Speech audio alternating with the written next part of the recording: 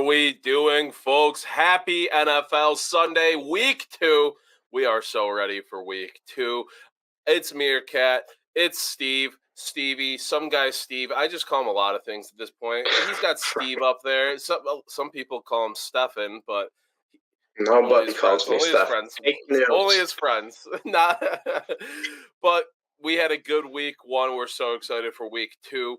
We got to get right into it. Recap last week. We went 7-3 as a show. Yeah, 7-3 as a show. Not a bad first week. That's not too bad at all. We love to see that. My picks, they were all I felt great about them, and then I threw in an underdog in there, Jacksonville. Felt good about them. They had every opportunity to win that game. Yeah. They had the lead late, and Carson Wentz just turned up. Absolutely turned up to crush the perfect week for me. Steve, how are you feeling after week 1? I'm feeling pretty good. 3-2 on the show. We had an overall winning week on Sunday, so we'll take it.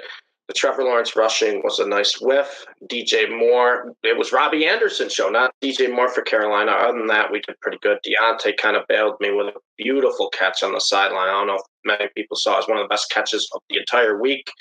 And those Chargers they took care of business against the Raiders, and then MereKat, they covered Thursday against the Chiefs in a game where it felt like everybody won that night. Yeah, that game was wild. I mean, we had so many wild games in that week 1. We had some close covers, too. Like that Amon-Ra St. Brown, that one was close for me. I was sweating that. He got a touchdown pretty early, and I was like, give him the catches. He had a bunch of targets. Was having a little trouble with that Eagles secondary at first. Ended up cashing that. We hit the sicko teaser. We hit the favorites parlay there. And then I had that big Bears-Texans teaser I loved. Didn't even need a teaser. Imagine taking, just the Texans' normal line. What were they, +7, +8, and then the Bears' money line. That would have been nice. But we're going to get into our week 2 picks in a second. But first, a shout-out to our sponsor today, BetUS.com. Listen up, sports bettors. Your favorite sportsbook, BetUS.com, is back for our 28th year of NFL action. With the industry's biggest sign-up bonus of up to 200%, BetUS offers our members the opportunity to cash in on all of your favorite sports, including NFL, UFC, and MLB. If you're looking for live in-game betting, incredible odds with daily odd boosters, props and parlays, they got them.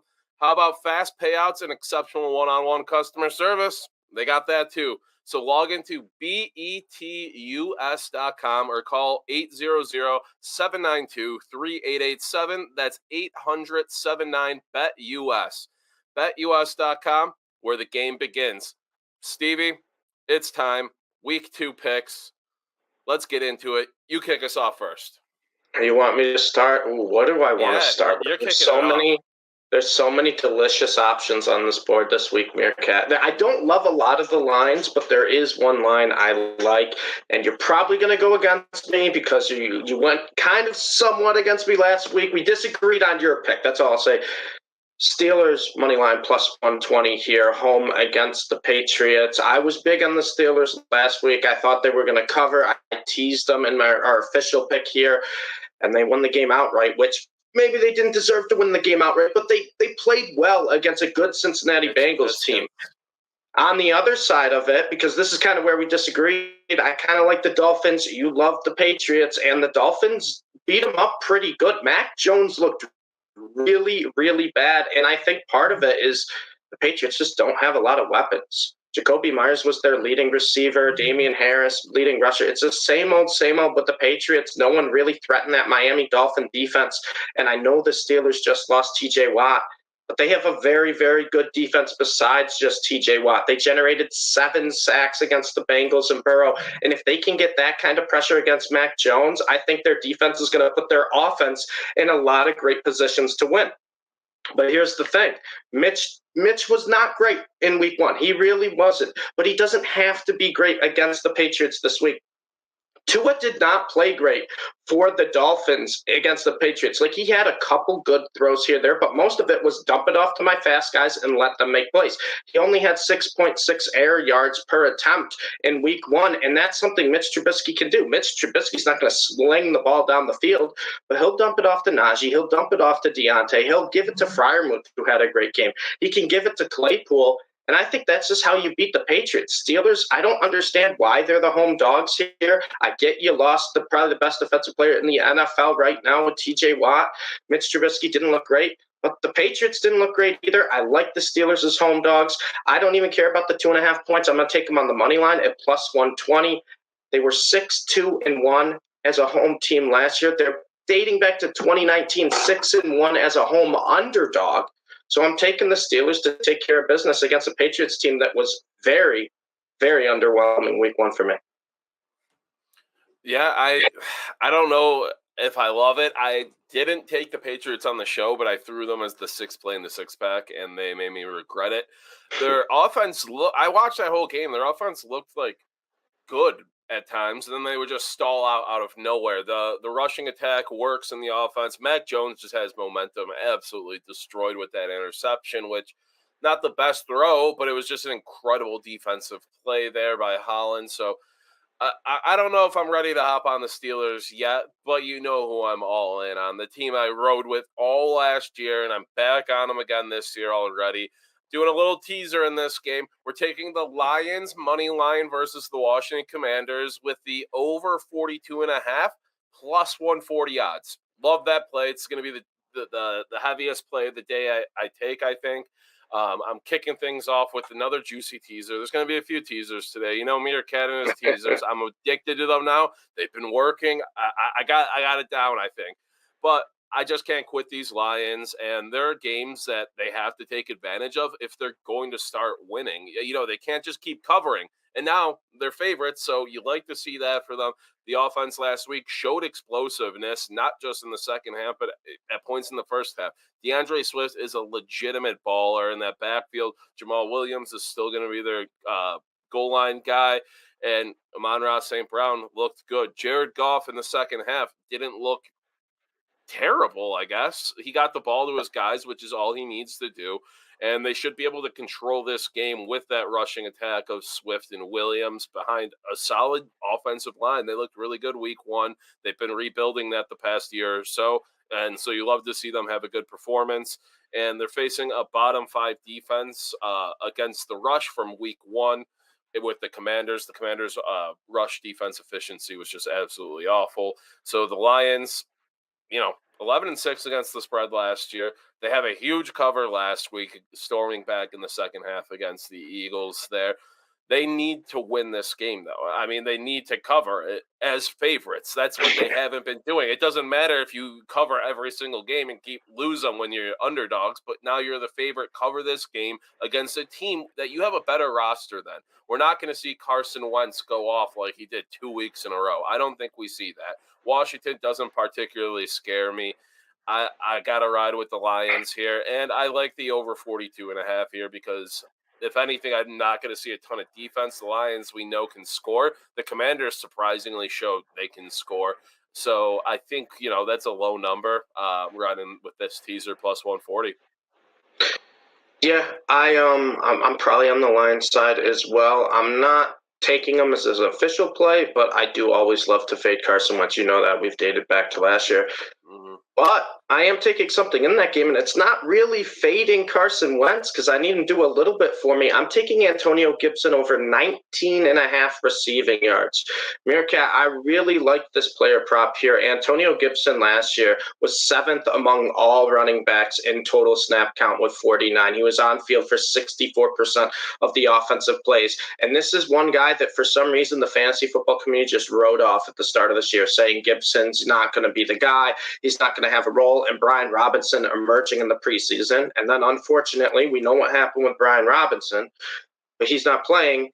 It's Antonio Gibson's backfield. It really is Antonio Gibson's backfield. He was 7th most snaps among all running backs and he was involved in the passing game. And that's something Carson Wentz does with his running backs. We forget Colts running backs averaged over 40 receiving yards a game last year from the Colts backfield with Carson Wentz as the quarterback. So he does target the quarterback, or the running back, excuse me. And Antonio Gibson is a pretty good receiving back. He had 7 catches for 72 yards on 8 targets last week, and all he needs is 19 and a half. I think he could do that on 2 targets. I think he's going to be on the field for a lot of the snaps, and that's a perfect storm because as you hyped up the Lions offense, their defense isn't great. In the last 6 games dating back to last year, the Lions have averaged allowing over 31 and a half points per game. I think Washington's going to be able to move the ball on the Lions, and that's great because the Lions are going to move the ball right back. I think we are going to see a high-scoring game, and if that's the case, I expect the running backs to be involved in the passing game. So I'm taking Gibson and his 81% career catch rate over 19 and a half receiving yards. I think it's way too low of a line. Yeah, I've always had a soft spot for Antonio Gibson since I think we were just like Twitter mutuals at this point. I don't even think it was we were working together or train wreck together.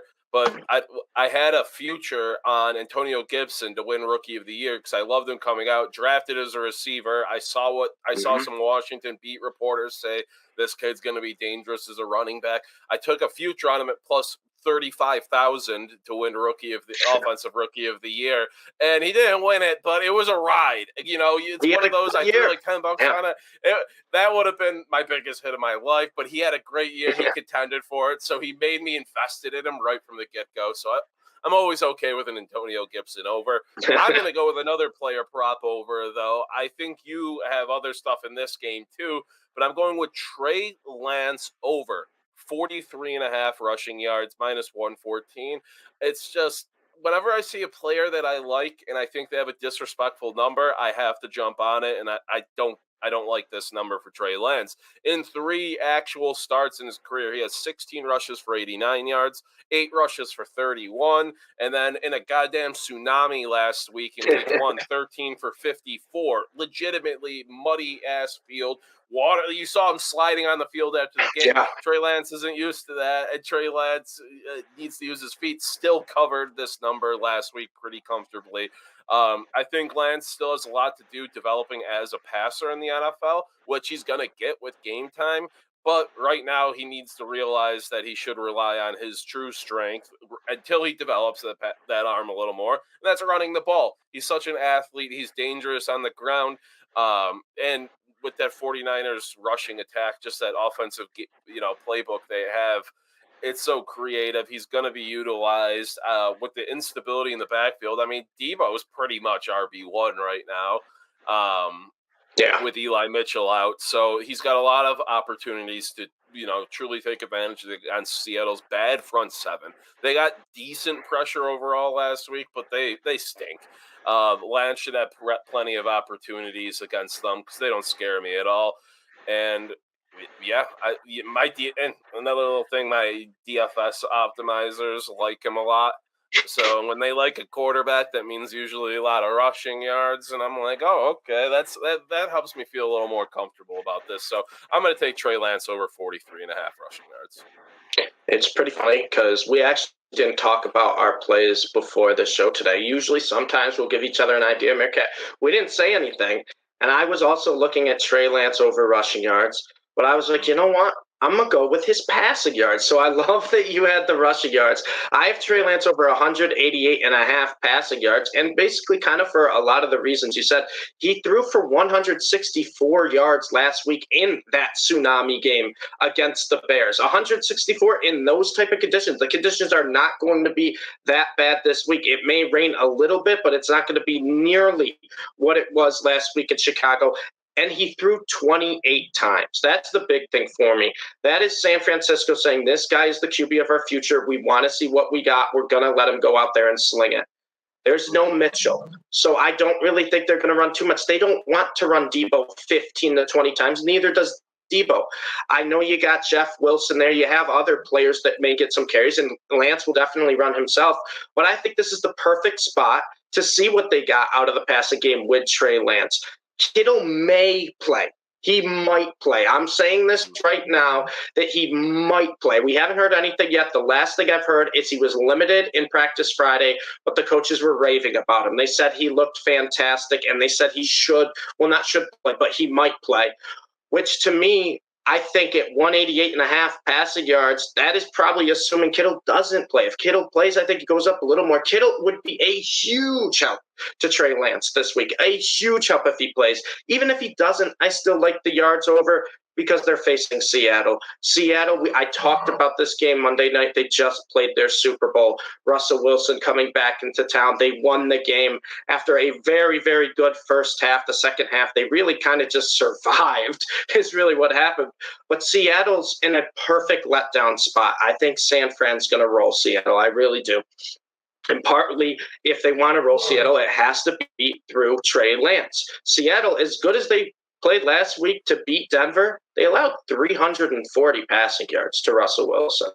It's not like their pass defense was anything special. They got burned by Judy. They got burned by Sutton consistently. The tight ends ate on them. It was just they really couldn't cover anyone. And Trey Lance is that perfect mobile quarterback to roll out, hit the tight ends and play action, go over the top. And not to mention San Fran is full of playmakers. They're going to make it easy for Trey Lance. There's going to be a lot of screens, a lot of short passes to let Debo and Ayuk, do what they do after they catch the ball. I think 188.5 is just way too low of a line, MereKat, and I am big on Trey Lance this week. Very big. I'm probably going to play him in a lot of daily fantasy leagues. I just really like Trey Lance. I think he has a huge week. I think Seattle's going to have a come-down week. San Fran's going to have a come-up week. At 188.5 for a quarterback in a game where I think they blow him out and it's going to be a big week for him, it's just insulting me. I have to take the over. Yeah, we both like Lance this week, so we like that. We love that here, actually. But what I don't love is my next play. I actually hate this play. I need to get it out of the way, and I'm sick to my stomach. I'm forfeiting 15 points of juice to get a half point of insurance on this play because the number scares me a little bit. Sitting at 10, I'm taking the Green Bay Packers minus 9.5, minus 125 for 2 units. I just have to take this play. It goes against everything I know. 2 units on a double-digit favorite with minus 125 odds. It's just like, cover your ears if you're listening, Rick. The Packers are going to win this game by 1 billion points, I think. I think Aaron Rodgers comes out. He's a little pissed off. What's his fate after week 1? He didn't look good. He hates his offense right now, whatever. He's going to get over it because Aaron Rodgers doesn't like being embarrassed. Aaron Rodgers likes being the reigning NFL MVP.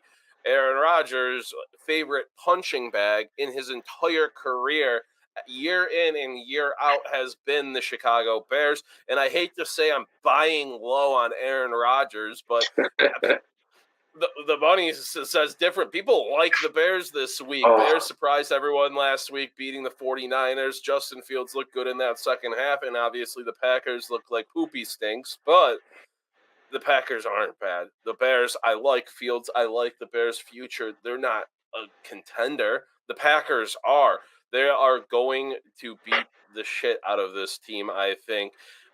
There's not enough ayahuasca on planet Earth to keep Aaron Rodgers from in my opinion. Death, taxes, Aaron Rodgers absolutely beating the shit out of the Chicago Bears. Yeah, I kind of like that. He's the mayor of Chicago. That was the Sunday night game, right? The Aaron Rodgers Sunday night game? Yeah. Okay. Yeah, so that's a game I might wait on, but I do like it. Usually I like to see how the day goes before I dabble in with the Sunday night. But I like the side you're on. I'm gonna give Stevie's bias play of the week. We gotta have a bias play of the week, right? Always. Is it the Titans? It's no, it's not the Titans. It's not the Rams. It's my rookie, the one I love more than them all, Garrett Wilson. I'm taking him over 28.5 receiving yards this week. Just another time, I think the line's too low. It was 18.5 last week. He hit that with ease. It's 28.5 this week. He was second among Jets receivers for targets after Corey Davis. He had 8 targets. That's an encouraging sign for a rookie. In his first game, he was on the field for 49% of the snaps. Another encouraging sign for a rookie if you want them involved in the offense. This is someone who is great after the catch. He doesn't need exceptional quarterback play to get his yards. A lot of his were short passes that he turned into big gains. He had 19 yards after the catch and 2 broken tackles on just 4 catches last week. Like, he just makes it easy on quarterbacks. He was targeted. He didn't play a lot in the first half, but the second half he was targeted a lot more. He was a lot more involved in the offense. I think we're only going to see that increase. Jets are playing the Browns. The Browns, I think the Browns are just going to kind of run the ball just down the Jets' throat, and the Jets aren't going to be able to run on the Browns. They aren't. The Browns allowed 54 yards rushing and 2.8 yards per carry against the Panthers, and that's with Christian McCaffrey. The Jets don't have Christian McCaffrey, spoiler alert, so they're going to have to get their yards through the air, and that means it's Joe Flacco, who is awful. So just dump it down underneath to your receivers. That's what Garrett Wilson's role is in the slot. I think he's going to get a decent amount of targets this week. And 28.5 yards, I think, is something he can hit pretty easily. This is a line, too. If the Jets are in the game, I think Wilson's involved. If they're getting blown out, I think this is a perfect garbage time scenario as well. I think he's going to play in both scenarios. I like him over 28.5 yards. You always got to have a biased play. I don't hate it, though. I don't know if I'm going to become biased to this team. I don't know if I'm adopting them yet, but my only loss last week was me believing in the Jacksonville Jaguars. It was. I'm going back and I'm eating the trash with a little gross. It's not quite a sicko teaser, but it's gross. It's a gross teaser. We're taking the Jacksonville Jaguars plus 9.5 and the over 41.5 in that game, plus money at plus 102 right there. Jaguars against the Colts. I can't believe I'm eating the Jaguars trash again. They were my only loss last week on the show. They had every chance to win that game. They had, I believe, 3 failed 4th downs in scoring territory. Complete collapse in the second half. They're blowing that one and not being able to just, go home with it. They got plays from their offense. Lawrence looks solid. He only turned the ball over once. We love to see that. And he looked not bad. He used his new toys pretty well. Christian Kirk looked like a number 1 receiver. Zay Jones even contributed pretty heavily to the offense. The backfield, ETN finally playing football. Not used a ton, but we knew that was going to happen. But he looked good when he was being used. And James Robinson, still James Robinson, averaging 6 yards every time he touches the ball, scoring touchdowns. You love to see it. The defense, too, with Trayvon Walker getting a pick, having a sack, he looked great, which maybe gives them some life in that defense. And the Colts this week are absolutely beat up. They don't have Michael Pittman Jr. He is out. Alec Pierce is out, their rookie wide receiver. Kenny Moore, the secondary, already don't love it, even though they added Gilmore. Kenny Moore is going to be out. DeForest Buckner is out on that defensive line. I believe Shaquille Leonard is out. Just a lot of injuries for the Colts team that just tied the Houston Texans, who I love the Texans, don't get me wrong, but the Colts regression's real. I was trying to speak it into existence this offseason. I love Frank Reich, but you can't rely on Jonathan Taylor to just win you games, especially with Pittman out now. I don't love the Colts this week. I'm buying some insurance because the Jags really screwed me last week, so I'm not adopting them yet. This is a big push if they can do this for me. Cover 9.5 against a beat-up, down Colts team, and I like over 41.5. I just see points being scored in this game. Yeah, the Jags is one of those where you got to plug your nose and make the pick, right? It's never going to look pretty. It's never going to feel good. And I also think, too, the public's perception of Colts versus Jags is a great team versus a bad team. And I don't know if they're that far apart. I really don't know if they're that far apart. I don't love this Colts team that much either. But, man, it is tough. It is really tough to take the Jags. Yeah. My next one here is not that tough to take, I don't think. I almost seems a little logical, which scares me. I'm doing a 2-team moneyline parlay, just is minus 115. It's a weird play. I'm playing it like a straight play. It's 2 teams I think will win, but instead of laying points, I'm putting them together, and it's both in the afternoon slate. So if one breaks your heart, it'll be at the same time of the other team. It's Raiders, Bengals, moneyline together. Simple 2-leg minus 115 2-leg parlay. Listen. The Bengals are playing the Cowboys, who I don't know how many people stayed up for the entirety of the Sunday Night Football game. That was one of the ugliest games I've watched. The Cowboys were so bad in that game. CeeDee Lamb was getting double and triple teamed consistently, MereKat. And Dak refused to throw anywhere else. And then when Cooper Rush came in, he refused to throw anywhere else. And CeeDee wasn't playing well. It's not like he had a good game, but the Cowboys had no one else willing to step up. They barely used their running backs in the receiving game. Michael Gallup's out again this week. They have more offensive line injuries. And now, they're starting backup quarterback Cooper Rush against a Bengals team that just lost at home to a division rival. They had their Super Bowl hangover. It was ugly for them because they outgained the Steelers by 165. They played very well. Just some special teams miscues on the long snapper, not getting the extra point, McPherson missing kicks. They should have won that game. They really should have won that game, and they played so sloppy in the first half, but the second half, the Bengals looked so much better. How'd the Buccaneers beat the Cowboys? They just ran the ball with Leonard Fournette. The Cowboys could not stop the run. Yeah, they have a pretty good pass rush, and that's kind of the Bengals' kryptonite. Burrow was sacked 7 times. But just run the ball. Just run the ball on the Cowboys. That's what the Bucs did with Fournette. 152 yards rushing for the Bucs. I think the Bengals can replicate that with Joe Mixon. And then you got Jamar Chase in the receiving game, who is a big play threat. We saw the Cowboys give up a big chunk to Mike Evans, a couple to Julio Jones. I think the Bengals can get some big plays that way. And all that, like I said, all they got to do is win. Because I have a money line with the Raiders money line who are playing the Cardinals, which – if you want to talk about a team that looked the worst week 1, the Cardinals are in the discussion. Remember when you were like, I was nervous. I didn't bet on them. I just said I was nervous betting against the Cardinals in week 1 because it's usually when they come out strongest, and they came out so flat. They have so many injuries to receiving game. Rondale Moore's out again. J.J. Watt is questionable. I don't think he'll play. But, man, MereKat, it's that pass defense. They allowed 360 yards against the Chiefs. And, yes, I know the Chiefs have Patrick Mahomes, but their receivers are a bunch of no-names. And the Raiders added Devontae Adams in the offseason, and he reunited with his college buddy Derek Carr. And just the first week, there was no rust here. 17 targets, 10 catches, 40 yards and a touchdown. I mean, he was dominant. I think they're just going to pick apart this secondary. And on the other side of the ball, the Cardinals, it's Call of Duty beta weekend, MereKat. It's Call of Duty beta weekend. Kyler Murray's going to be locked in on the sticks, not the film. I don't think they're going to be ready. And you talk about not wanting to play for a guy who literally says, like, Call of Duty is his priority. It's not someone you want to play for as a quarterback. So I'm taking the Raiders money line. I think they bounce back. They actually looked pretty good against the Chargers in week 1. Just 3 interceptions by Derek Carr, and that's something Derek Carr usually doesn't do. So if they can limit the turnovers, because they had a chance to even win that game.